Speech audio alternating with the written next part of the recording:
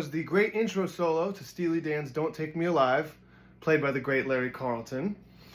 I was having a conversation with a friend today about Steely Dan, Larry Carlton, and of course Kid Charlemagne, which is probably his greatest solo and we all know and love and want to play. I haven't learned it yet.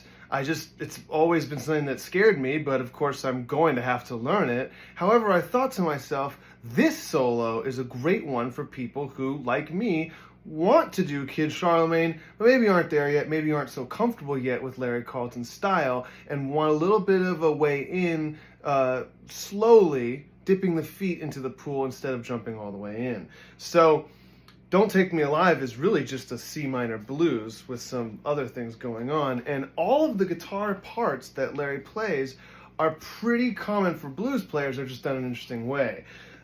One of the hardest things to do is that very opening chord, that G7 sharp 9. You have to take your middle ring finger, rather, and place it in between the strings on the A and D string. That's very tough. I found it can only be done very slowly, like it happens in the intro of the record, one note at a time. See, even there I didn't ring them all out. Side note, I have taught this song to two of my students, Philip, Matthew, shout out. They both can play the whole thing, but with no help from me, really. I never actually finished the song for either of them, including this part. So this is also for their benefit. If they want to see what I didn't cover, this one's for you guys.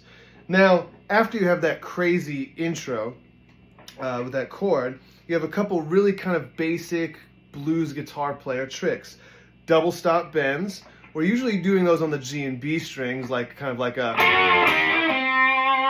But we're not doing that right now. We're actually starting on the B and E. Very stanky and weird. And then does it on the G and B. After that, there's a third bend. Not a third as in an interval, but the actual note in the scale. I find that to be such a cool move. He does it a few times. It's worth paying attention to. Blues guitar players know how to bend like the 4. And of course the 7. But not many people bend the 3rd.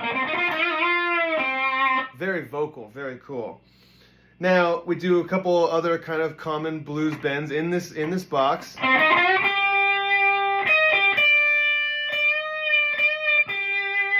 Very melodic and minor. Back to some blues bends with a little release. Higher one. Now check this out. Getting that little 6 bend is really cool. Now all that, back to this box here. And then bending. Really cool, keeping that line flowing. Nice little move here. Sliding to the A. Why? Because, of course, those two notes are really part of your F chord, kind of Hendrix style, which is your 4 chord. So very nice. Okay, so let's see, where were we? Couldn't get much more simple than that. Now here's some fun. This bend right here is on the root of the song C, going up to D, and catching that F again. Now on the C chord, this is the 9 and the 11, so that's really an out there sound for most blues players to grab the 9 and 11. But what you might realize is that they come from the G minor pentatonic.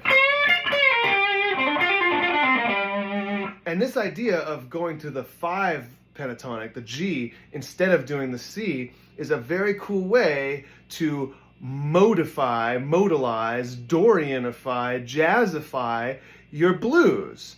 It's really easy, and this is why this is such a great solo. It keeps the character of the blues while going into other places. Then right back to the regular C minor, but now in this kind of, what I think of as the Iron Maiden position. It's funny because this stuff transfers from, group to group, even though the genres are the same. Now, third bend again.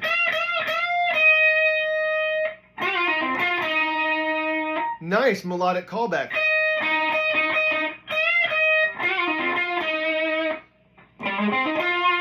Now this little thing, in the harmony, we're actually playing an F minor 9, to a G minor 9, to an A flat, to a B flat, to essentially like a C sus minor, to a C minor. The exact voicing of that chord is not what I just played there, but I don't care. The idea is that at this point in the solo, Larry plays what looks like an A flat major 6 with the leading tone in. What it actually is it's every one of the tones from the F minor 9. If you started on F, you'd have 9, 3, 5, and 7. Well, what if you put the F on top? There you go. Next thing you do, of course, is the same thing for the G minor 9. Beautiful. I also love that the notes he ends on are just F and G, which are, again, part of our C minor. Okay. Then comes a really great lick.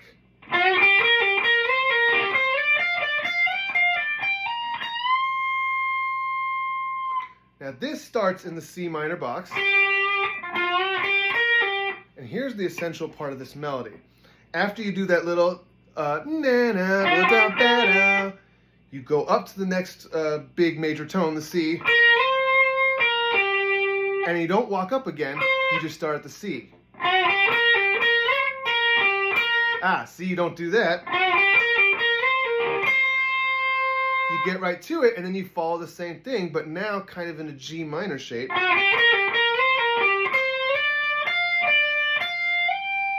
And then fully grab this G minor pentatonic. Again, don't walk back up. Now on the G, you go right to it. And then finally up to that C. Oh, grabbing the 6 on the way down, which of course, if you're in your G minor,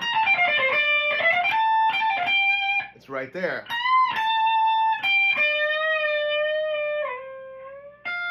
Back to that little baby. Now the last thing he does is, and I love this because it's so modal. We're getting this 4th stack almost. We're at 4/7, and then G, and here's a guitar player for you. Not grabbing the octave by going lower, but just by doing an open string. For the tone, he uses a 335 through a little Fender Deluxe turned up all the way. I have this Sheraton with all my crazy stickers. It's basically a 335. The amp is a Blues Junior with the gain all the way up and no pedals. Straight up. It's a very easy sound to get. Truthfully, any guitar with humbuckers and like a Blues Junior, you can do it. I don't think the semi-hollow body adds too much in this case, especially because upon further listening, I believe he is entirely on the bridge pickup. A lot of time, like Kid Charlemagne, he's in the middle selection, which gets a little bit of a woodier tone. He might not even be on that in the Kid Charlemagne solo, but for this one, it's definitely bridge pickup to get maximum gain and just grind. All right, enjoy.